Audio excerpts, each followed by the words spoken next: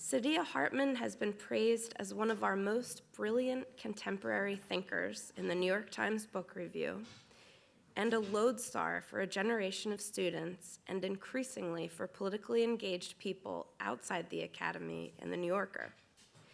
She joins us this evening with the 25th anniversary edition of her debut book, Scenes of Subjection: Terror, Slavery, and Self-Making in 19th Century America. Her other works include Wayward Lives, Beautiful Experiments, Intimate Histories of Riotous Black Girls, Troublesome Women, and Queer Radicals, and Lose Your Mother, A Journey Along the Atlantic Slave Route. Her many honors include MacArthur, Fulbright, Rockefeller, and Guggenheim fellowships. She is a university professor at Columbia University. She'll be joined in conversation this evening with Keeanga-Yamahtta Taylor, author of Race for Profit: How Banks and the Real Estate Industry Undermined Black Homeownership, which was a semifinalist for the National Book Award and a finalist for the Pulitzer Prize in History. Her earlier book, From Black Lives Matter to Black Liberation, won the Lannan Cultural Freedom Award. Her many honors include Guggenheim and MacArthur fellowships. She's been named one of the most influential African Americans in the United States by The Root and one of Essence Magazine's top 100 changemakers. She is the Leon Forrest Professor of African American Studies at Northwestern University. Please join me in welcoming our guests to the Free Library. Okay. Hello, Saidiya.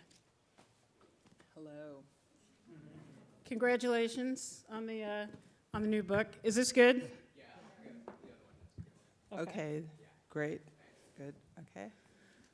All right. So we don't have a ton of time, and I have a million questions. So let's get started. How you doing? I'm good. This is actually my first book event Excellent. for the 25th anniversary. Okay, so let's talk about Scenes of Subjection. 25 years of Scenes of Subjection. Where did this book come from? Why did you write this book? How did it come into the world? Yeah, that's every time someone asks me that, I give a different answer. Okay. You know, because like many projects, or many of my projects, I kind of stumble into it. But I thought that there were many questions about Black cultural production that I was trying to answer, and I found myself doing this reading in slavery. And then once I was doing that reading, I thought, oh my God, people are thinking about slavery with the political concept of hegemony. And that just seemed so wrong to me. And it just started me on this, just kind of started me on the path of really thinking about slavery and its constituents, and thinking about Black life and Black cultural practice, and what was the language available to really rigorously describe it in its complexity. And that was the journey of Scenes. So I wrote a foreword to this new edition of the book. And one of the things that I like to do when I'm writing anything is to think about context. And so when I wrote the foreword, I was thinking about the context within which the book was published.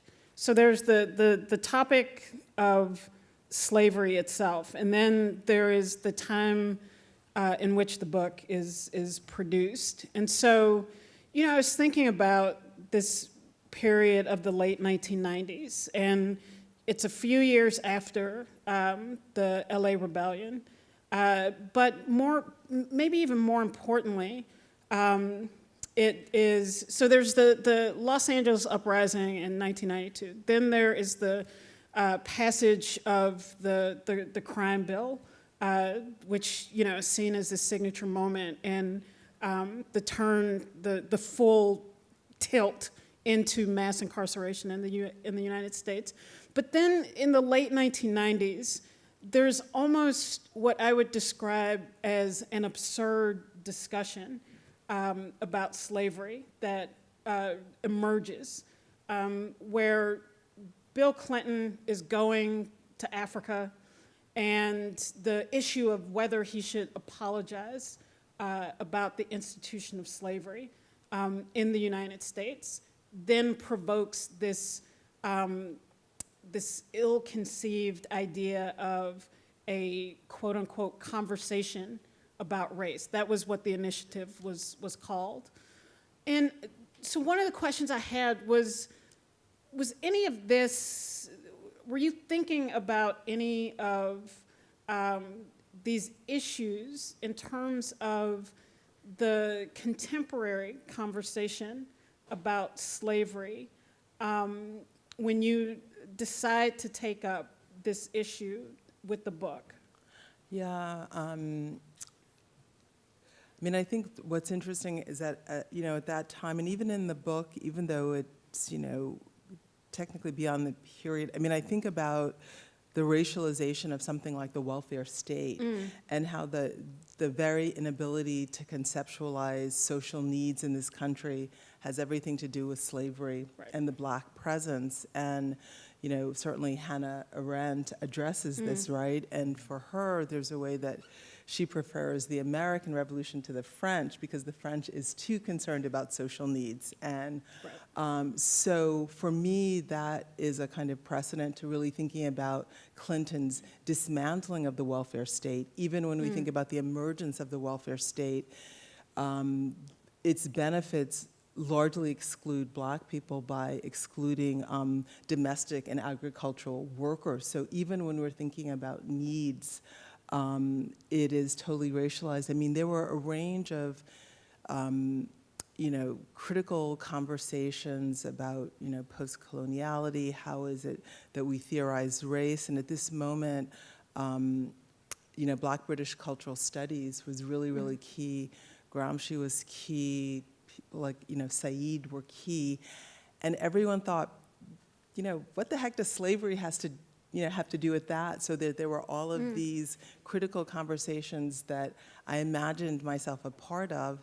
But then when I would say, oh, I was working on slavery, people's eyes would like glaze over with boredom because there was the notion of, oh, what is that thing? And that's something that, oh, historians, you know, talk about, but it doesn't really have any purchase at all on any of these kind of critical conceptual questions. So why do you think 25 years later, slavery seems to have reemerged as a critical conversation in ways of understanding the conditions of Black people? Obviously, there's the 1619 Project is most demonstrative of that, but what has changed? I mean, I think, and there's also a historian of slavery here, Marisa Fuentes, who also co-wrote the Afterwards, so I just want to acknowledge Marisa's presence here. I mean, I think that, like that, you know, Clinton conversation on race, that there's a way when we think about the U.S. and its particularity as a racial formation, we have to deal with racial slavery because, you know, racial difference is written into the law, right? Into the law of the colonies and of the New Republic through slavery. Obviously, you know, settler colonialism, you know, is also a part of that. But there are these very fundamental characteristics of Black life, like precarity, fungibility, disposability, exposure to premature violence, and I think that there's a kind of a structural, the structural precedent or the laboratory that marked the Black in those ways has everything to do with slavery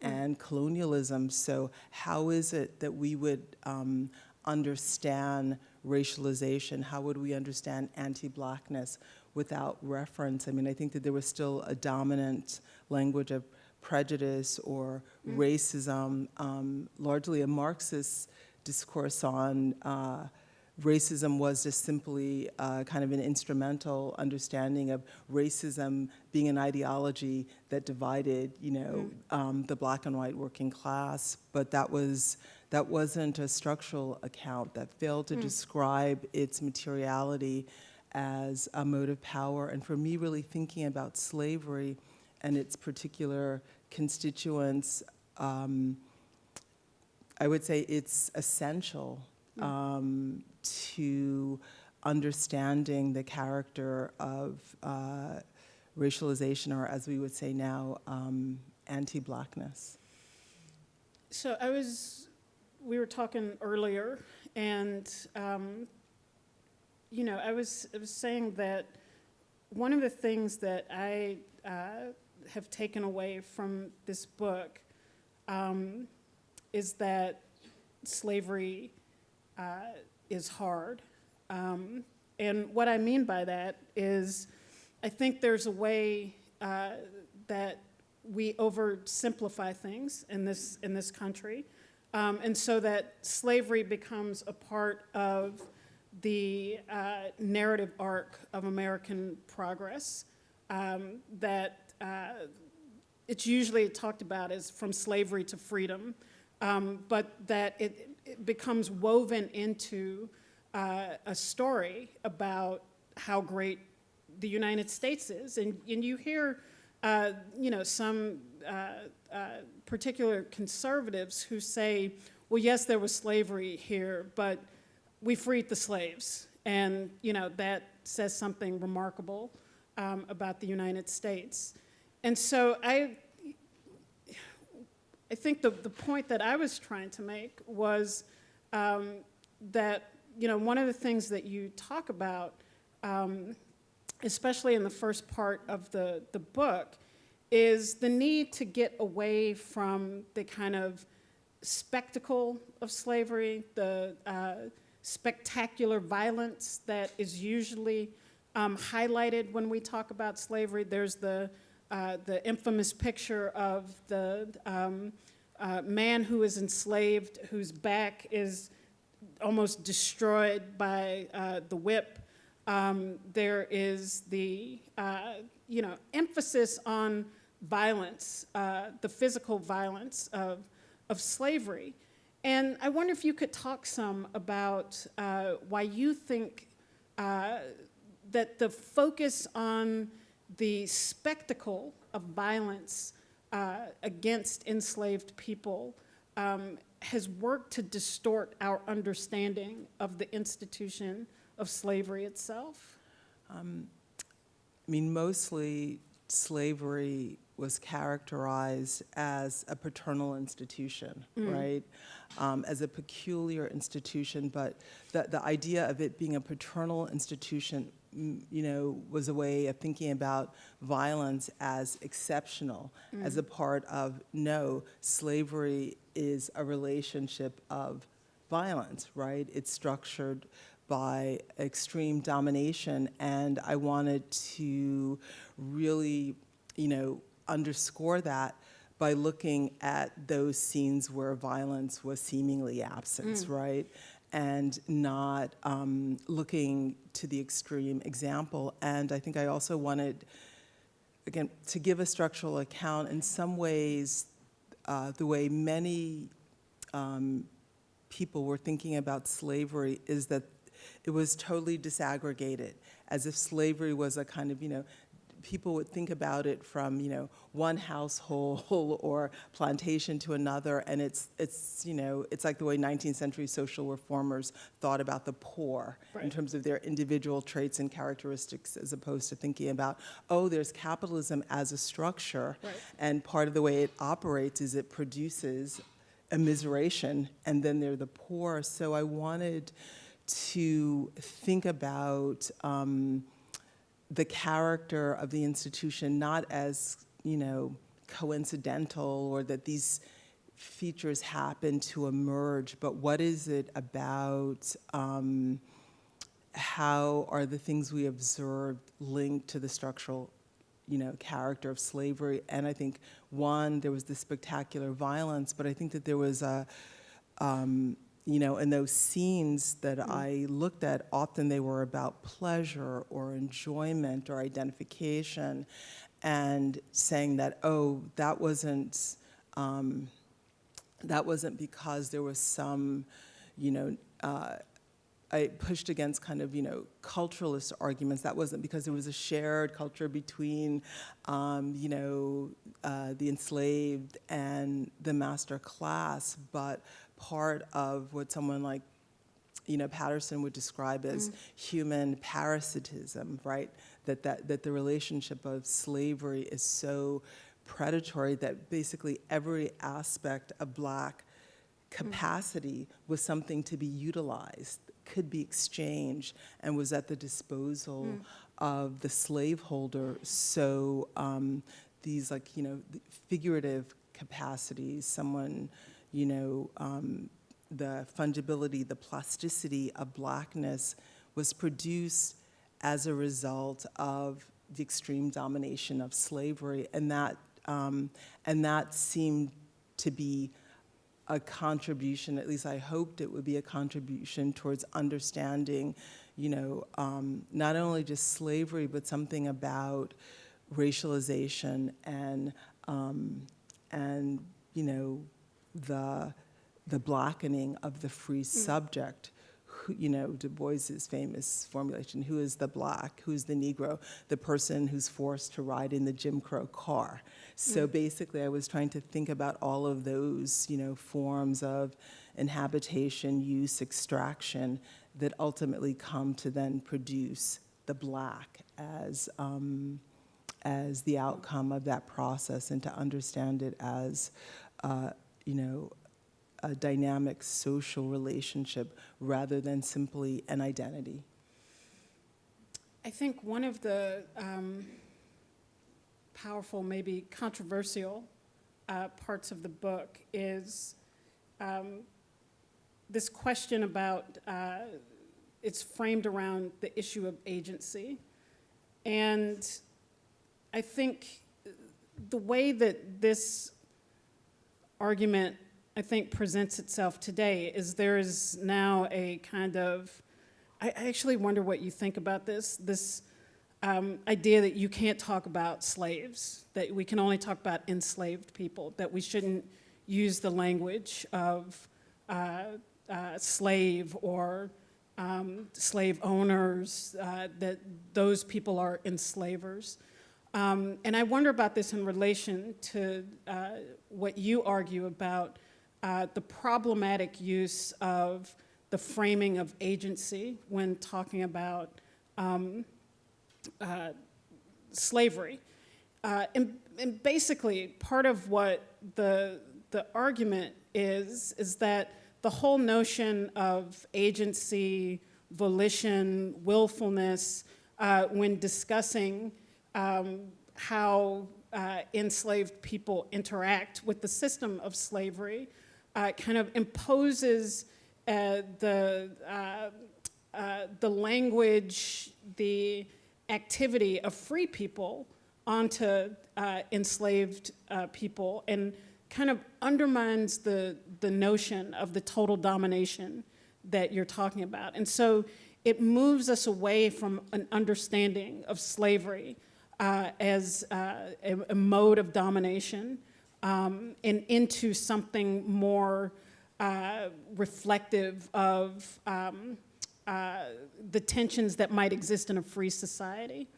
And so I wonder what you think about this, what I think are the motivations of people who say we can only talk about enslavement and not people as slaves, is also a part of softening our understanding of what slavery was, in order to almost communicate something about the relationship that Black people have in society today, and that really distracts us from the institution of slavery. Yeah, I think that, I use the word slave and enslaved, and I would talk about slavery, because for me that marks, again, a structural position, right? I think people, want to maintain the idea of the of the dignity of the enslaved, and that that Black life isn't simply totally exhausted by that category of slave. And to me, to say slave isn't to exhaust, those practices. It's just to, to name a structural relationship. And I think it's that, I think much of, the scholarship that was also very informative to me when we think about kind of like radical historians of the 70s and 80s, what they intended to do was, and particularly arguing against something like the Sambo thesis, right? Like slavery totally destroyed, the dignity of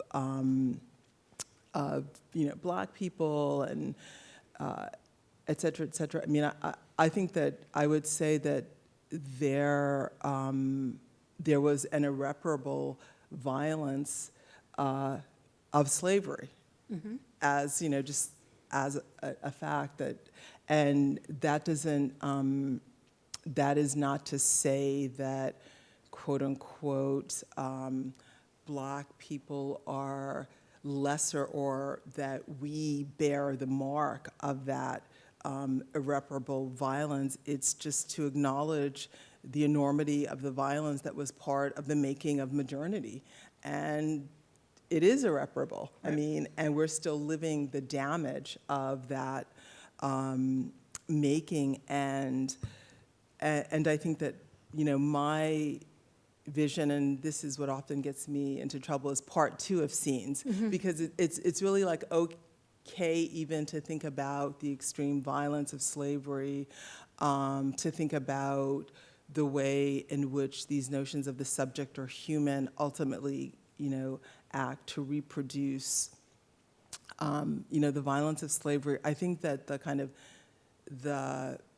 horizon of belief that the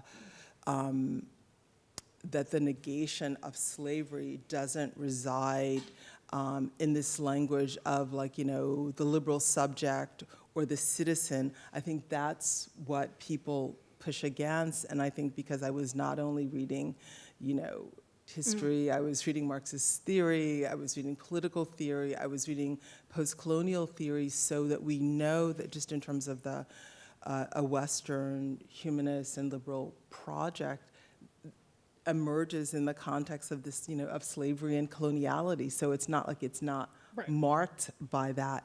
So, so there was a way that what we were invited into, right? If we think of like, oh, okay, so there's this movement from slave to citizen subject, or slave to human, that very, language of human had already been structured by this kind of history of coloniality, domination, settler colonialism.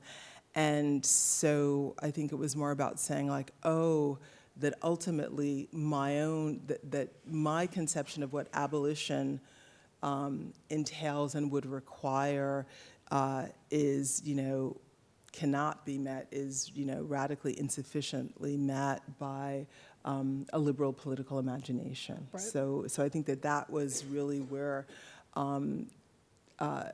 people kind of like often also stopped reading, and there's this like, it's like, oh, Saidiya Hartman says emancipation was nothing, and and there's a sentence, I was saying, travestied freedom. Right, travestied freedom, there's a sentence in the scenes that actually say, it would be ridiculous to say that nothing has changed, that emancipation changed nothing. That sentence is in the book. Yes, but, yes it is. It's in the book.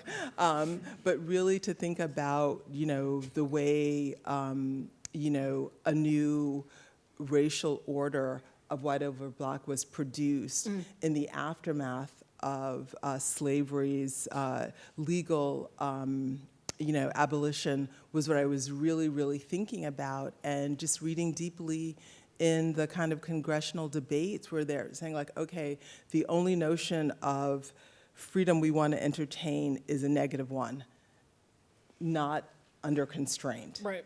But no endowments, no entitlements, no substantive freedom, and that is just, a part of the historical record. And so that part two of the book, I think is a very powerful statement about the impairment of American democracy, and really essentially that because American democracy not only allowed for the existence of slavery, but facilitated its existence, its function, dictated the terms upon which it operated, codified its existence. The Constitution of the United States is a slavery document. It's a document of slavery. That these core aspects of American democracy then immediately raise questions about what Black personhood would actually look like, what it would be like in the aftermath of slavery, which is to say that if you have a system that has allowed for the existence of slavery, for the absence of Black personhood, then how on Monday, then how on Tuesday do you say that now this system has created Black citizenship? How is that contradiction resolved? And your argument is that it's not resolved, and that is why the status of initially the freedman and then the Black citizen is complicated from the outset. And so I wonder, for me, then the second part of this book is really a meditation about abolition and why the institutions of the United States, the country that says that it is built on the rule of law, but what is the law, right? The law is an instrument of white supremacy and domination. And this seems to have been interpreted as a particularly dour reading of American society and the possibility of change. And I just wonder how you respond to that. Yeah, I don't think it's dour. Dour is like an effective relationship to political structures. I do think that there's a history, and part of the history is that we have this kind of, a discourse of universalism. Yes. That enables, on the one hand, this incredible hierarchy of the human. So universalism goes hand in hand with racism and right. Colonialism. So I think that in thinking about what's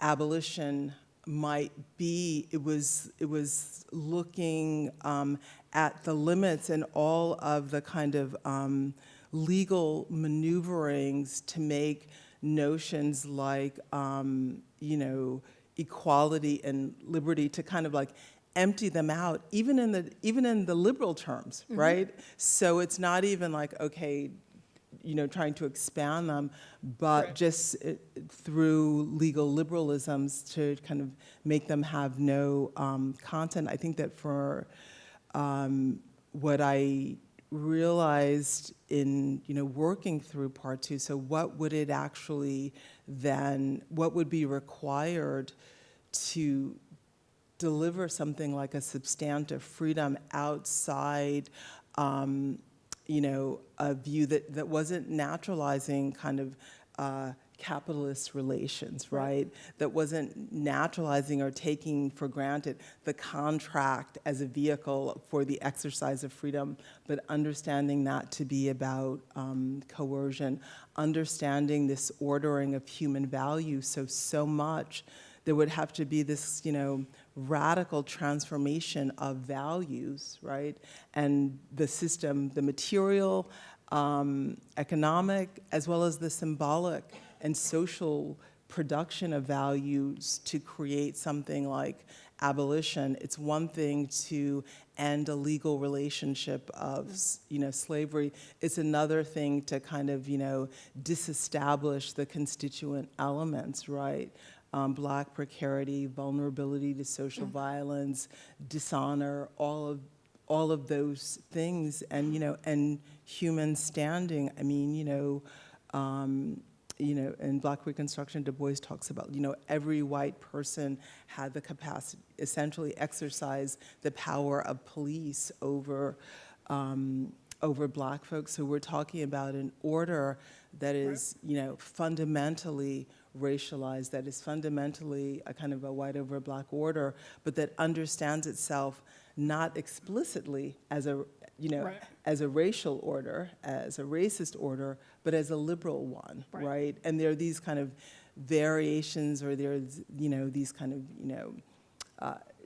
failures, but somehow those failures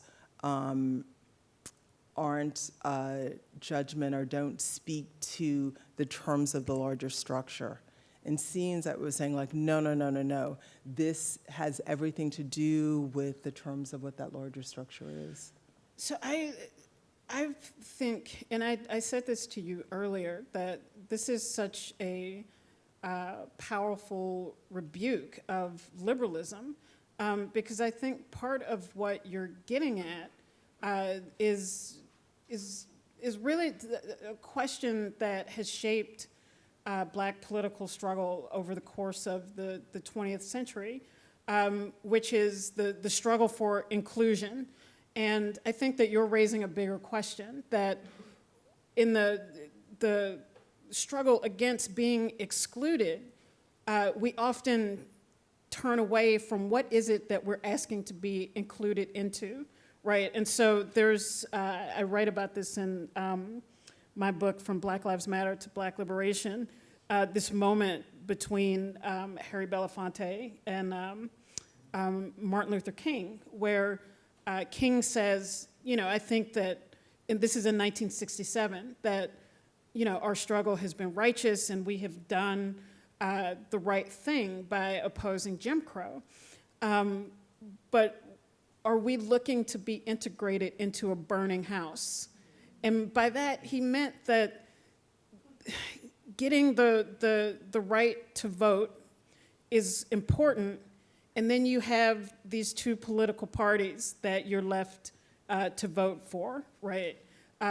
Having a job is important, and then, we look at a political economy that ensures that a certain segment of the population will remain in poverty.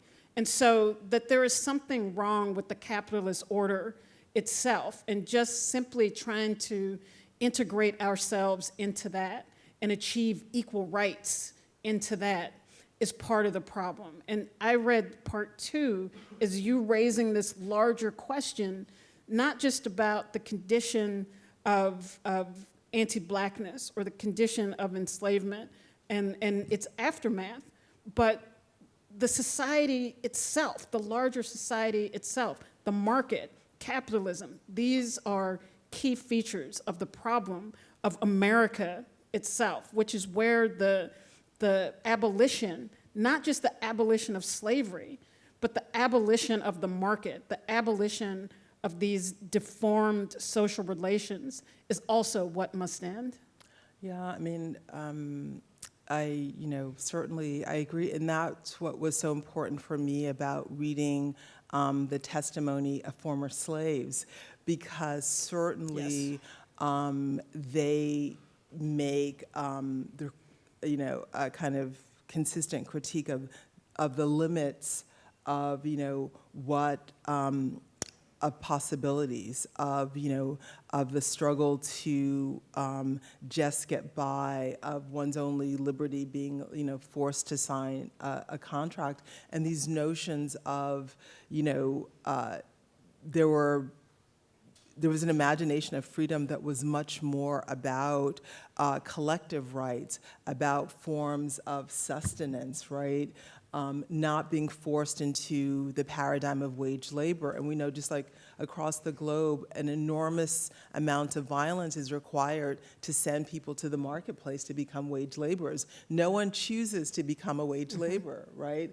You must enclose the commons, you must dispossess people, you must make it illegal to not work, right? If you do not work, who are you? You are a vagrant, and that means that you can be arrested and forced to work, so that there's that order of violence that you're right, that is not even then restricted to Black people, and these modalities of coercion then also, if Black folks are their laboratory, they're also then used to police, the white working classes, or the idle classes, right? The idle and dangerous classes. But you hit the core. It's like, if we're then imagining freedom, right? If freedom is the as yet, what are the terms in which we want to imagine it, right? Right. And it just felt like, I had read the Capital, I had read Gramsci, so it's not as if, and we just also look at the history of Black struggle and what, and what some of those demands are. And I think that too often our understanding of Black politics has also focused only on the political language of elites, and not on the kind of political struggles of working class, people who have also articulated that critique of capitalism, who understand themselves to be exploited, vulnerable, disposable. And I just, took very seriously what I was reading in terms of, the WPA narratives about like how anemic the horizon of freedom, of liberal freedom was. And I had a language of political philosophy that was actually in conversation with that testimony. I've got to open things up to the audience, but I wanted one quick question. Yeah. 25 years later, has anything changed for you? Not just what might I have written differently, because every writer thinks about that 1 week later, but in the larger scope of things, where do you think this book fits in now? Yeah, I feel like now, I feel like now there's a moment when it can actually have a readership, because, there's a way that, like racial capitalism is a term that many people throw around. You can find a term like anti-Blackness in the pages of the New York Times. So I think that there has been a shift in and a way in which a certain kind of, radical thought has gained a certain ground, and that people understand. One key element of the moment in which I was writing was, critical legal studies. Right. So this is, people who are thinking about the limits of right. People like Derek Bell and others in the, critical legal studies movement about like, what rights failed to achieve, right? The equality and the transformation that actually couldn't happen through these like legal avenues. So, so I feel that there's just a much more capacious understanding of what is required, and just the kind of the climate, crisis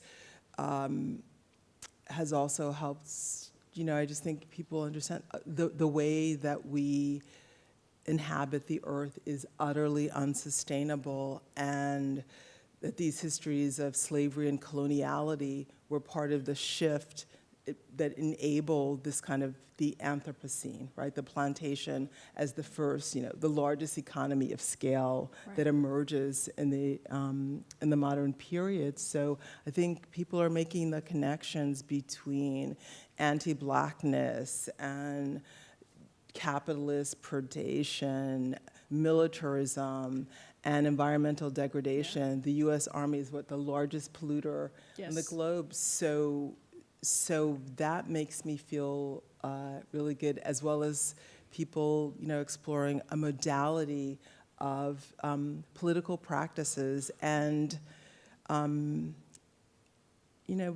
trying to create institutions, organizations, and ways of living that can help us survive in the meantime. Yeah. So that proliferation and opening of radical possibility, I feel happy about that. That's great.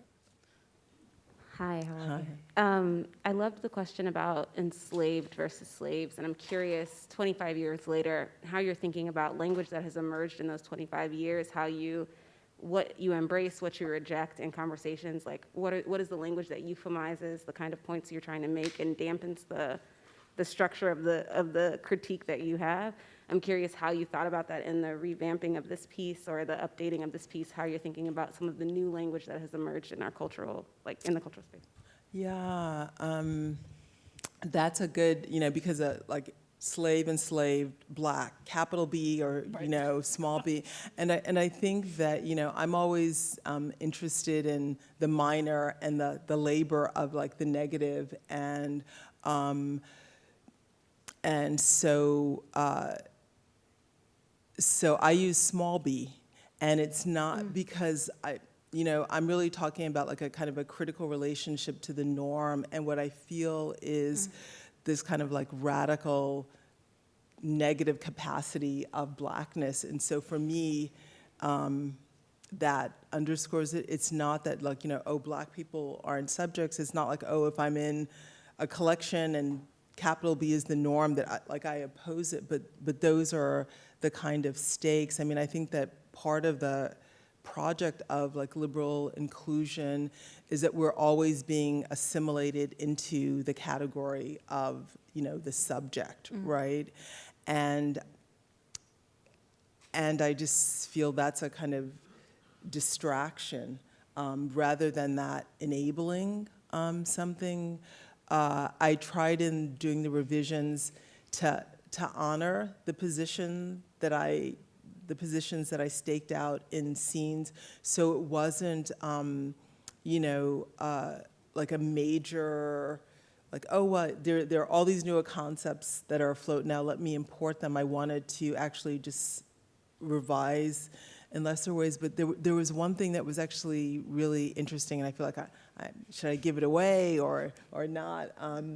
But one point that I did revise is that I think in the introduction, I was describing the character of my historical labor, and I said it's not I want to find it exactly.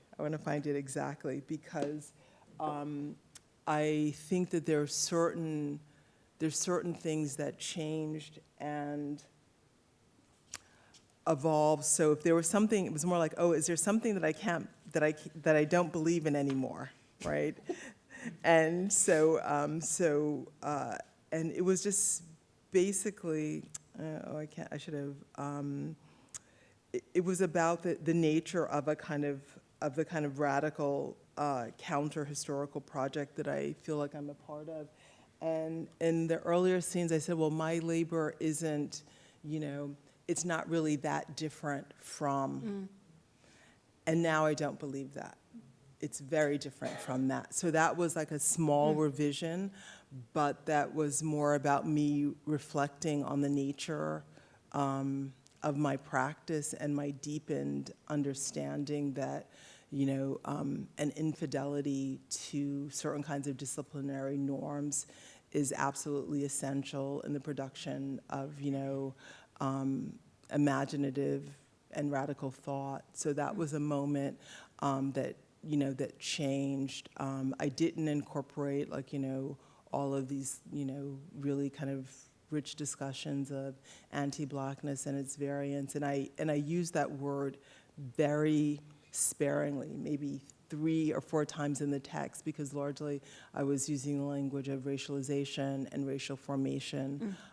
So I didn't want to update it in a way that eliminated the mark of time on it. Right. But one thing we didn't mention, practice.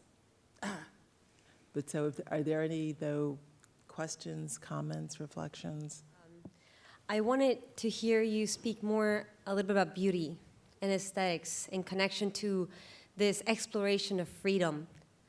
Because as you were speaking about this sort of experimentation with freedom in this in-between space, not really having the freedom of having a continuity with your tradition, your religion, your identities from your mother nation, right, back in Africa.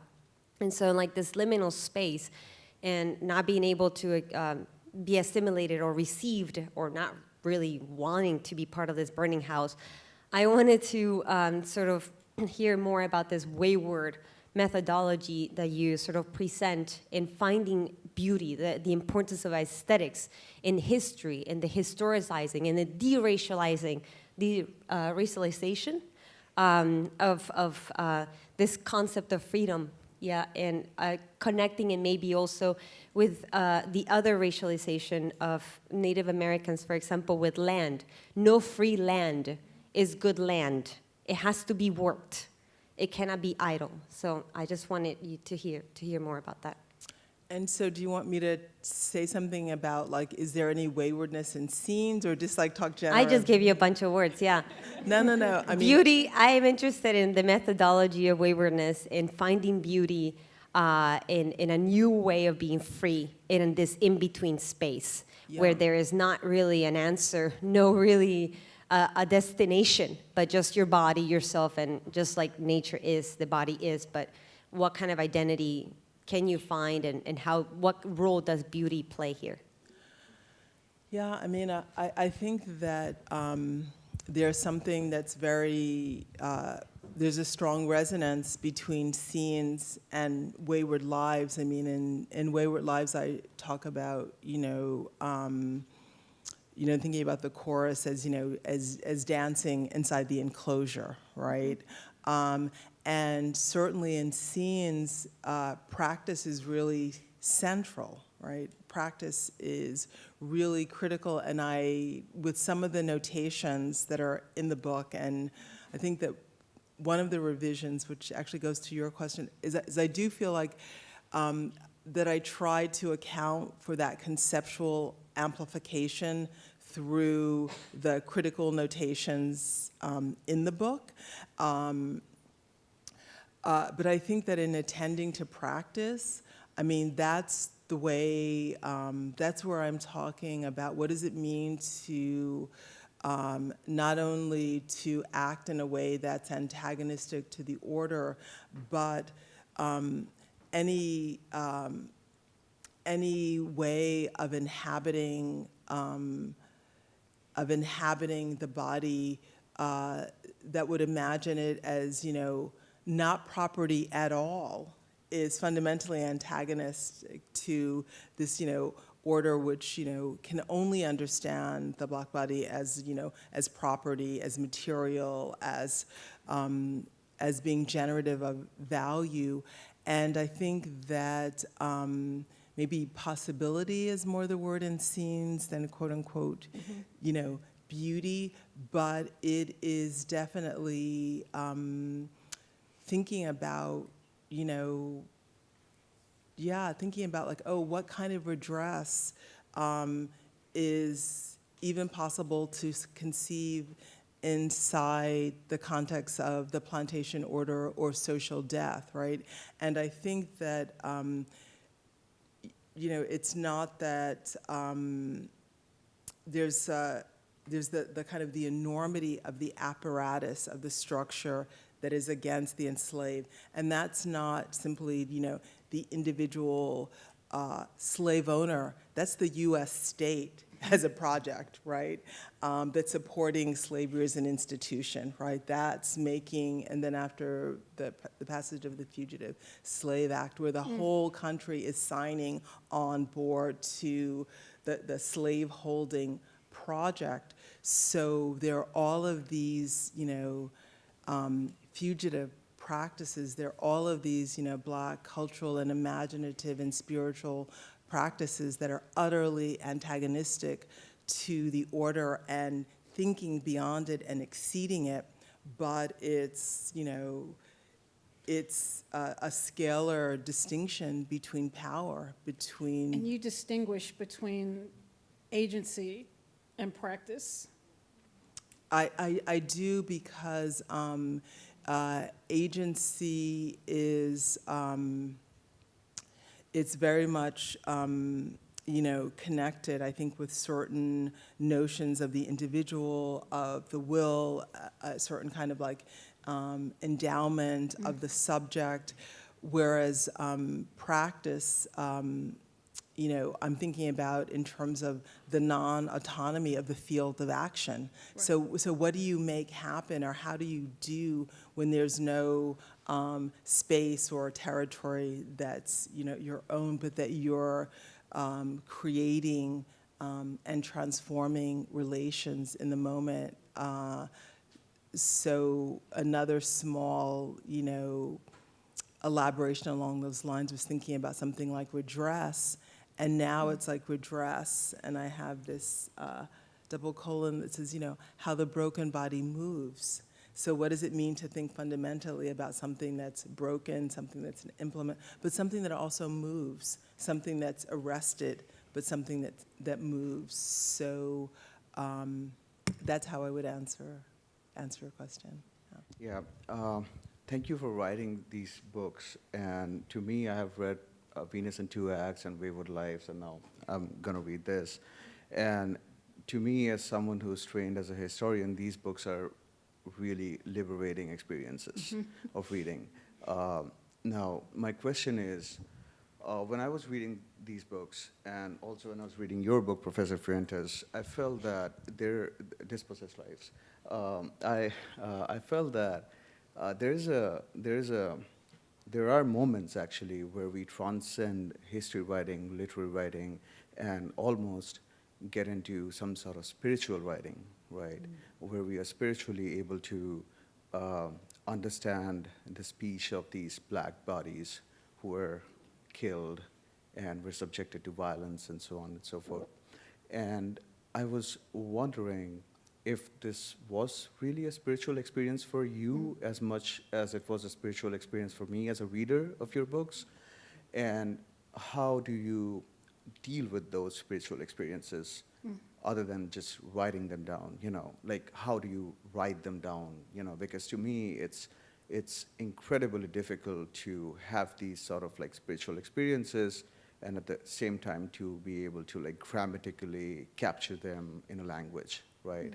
So I'm kind of interested here in this kind of, this like deep, intimate struggle of writing these experiences down after going through these like archives in a very, very intimate way.